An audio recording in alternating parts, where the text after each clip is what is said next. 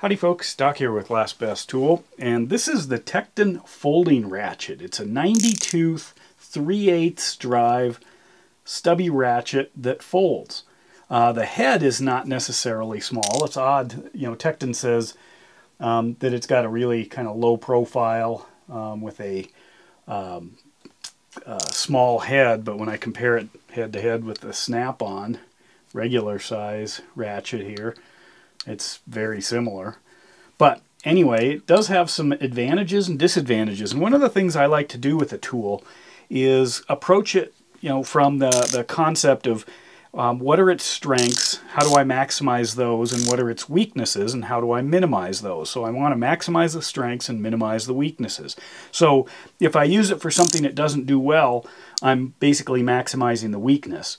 And if I don't use it for what it does well, then of course I'm minimizing the strengths. But anyway, but before I take off on that, I wanted to point out something. I did a video that dealt with a kind of using this Duratec dual-sided. I was looking for a little bit of a spinner here, so I could drive in some screws like this. And there were a lot of suggestions of why I don't use a something like this. I do have one, it's right there. But if you're using anything mechanical or fast on slotted screws, especially on antique furniture, the difference between perfectly snug and the wood cracking is maybe a quarter turn. I mean, it's literally just a little bit. So what happens is often when you're working on vintage furniture, the screws go in really simply. I mean, you could just twist them in by hand pretty fast if you could get your hand in there, and then they hit the end where that little bit of fresh wood might hold the screw in, and that's what you need to do, is just get it that little bit further so you don't have a lot of working room. And that's why I wanted to be able to, drive in a long screw. I should have made that more clear in the video. I might be going in on this, so it's quite a bit of turning if I can get this in there to the point where I get to that last bit, and then I want to be able to kind of snug it with the ratchet mechanism. So that's what I'm up against. But if I try to do that with a something powered, first of all, trying to keep a slotted bit in a slotted fastener under power isn't always the easiest.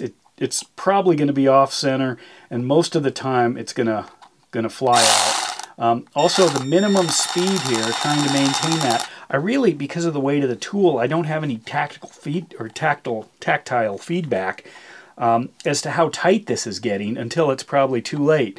So if I was trying to zip it in, I might be making things worse, trying to save time, and then what? Use this. Whoops. That's what happens. It falls out, and then trying to get it lined up again. It's kind of a hassle. This is so much easier, to be able to just drop this in. Plus, I can line it up then, just like that. Whereas if I start from scratch, it's not going to be right on, but I can easily rotate that until it fits, and then kind of gently screw that in. That's what that was all about. But anyway, on to the Tekton here. So as a 90-tooth ratchet, that's a pretty small arc swing. This is the thing, though. This is its claim to fame, is it folds essentially in half. If you look at something like a snap-on or any of the others, small ones, they only move to maybe a little more than 90 degrees. So yeah, they're great up to that point. What does this do that those can't? Well, it does three things, and it does have weaknesses as well. First of all, this axis, if you look, it's offset. So you're going to introduce easily basically a vertical vector to a horizontal process. Whereas if you're holding something, straight, it's hard. You have to deliberately lift or push down. It's easy to keep it exactly in line, while something like this, you're offset, so there's a tendency not to actually have actually have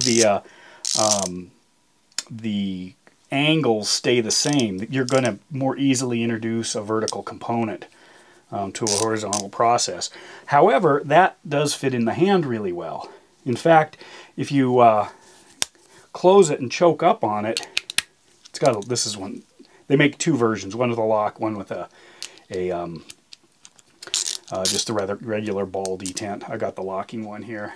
You can see that. But anyway, I can actually choke up, and this is pretty sturdy. I've been playing around with it. You know, that's a good, sizable thing to hold on to. If you compare that to a smaller stubby, like this Tekton, you know, you can't grab it up here very easily. You know, you can try, but it doesn't fit in the hand very well. This surprisingly fits in the hand fairly well because you're able to kind of completely contain it in the palm. This works better, you know, I found with the, you know, the thumb off to the side, you know, and then reverse it, rolling my thumb around. You know how, you know the routine if you have clearance. The other thing this thing does, you know, of course you get the, you know, the traditional flex head ability to work as a speed wrench, but when you're out here and you go into this kind of thumb forward twisting, there's a lot of leverage. That's a pretty good sized handle. It's kind of surprising. So if you compare it there, you know, you're over half of a standard socket there. And then if I go to, where'd my little snap-on go? You know, compared to this, you know, there you're about a third. So even though when they're folded up, you know, there's not a huge difference in size, it does actually make a big difference in operation. These are about 38 bucks. They're not too bad for what they are for a Tekton. It's a unique ratchet. Yes, you can, you know, use it in all kinds of different positions, and you can actually get it to fit into some areas sometimes and then straighten out, which is, you know, sometimes what we're up against, like getting into, I tried it in a furnace and I had to bend it to get it around the corner, and I could kind of get my hand in there a little bit, whereas anything longer won't make the corner. But it's a pretty niche item.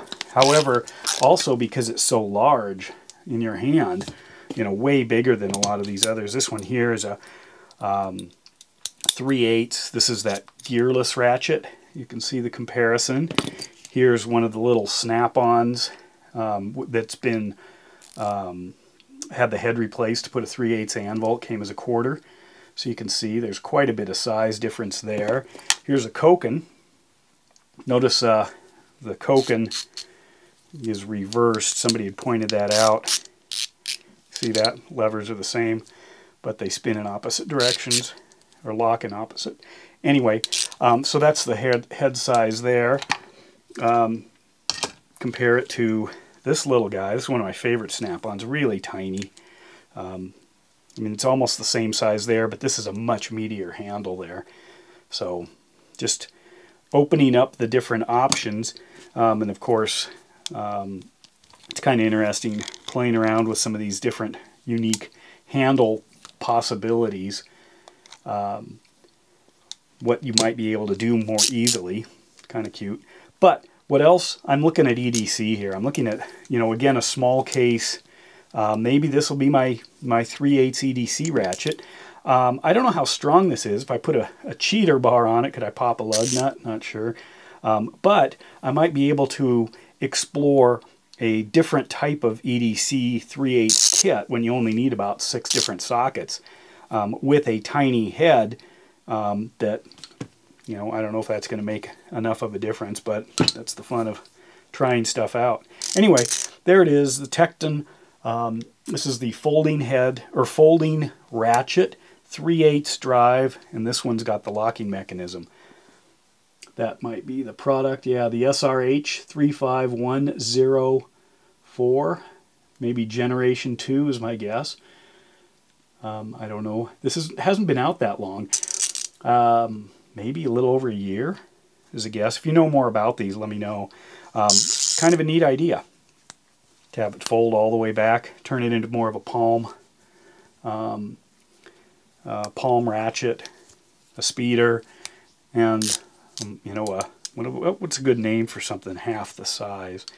I don't know, a mini ratchet. It's not a micro.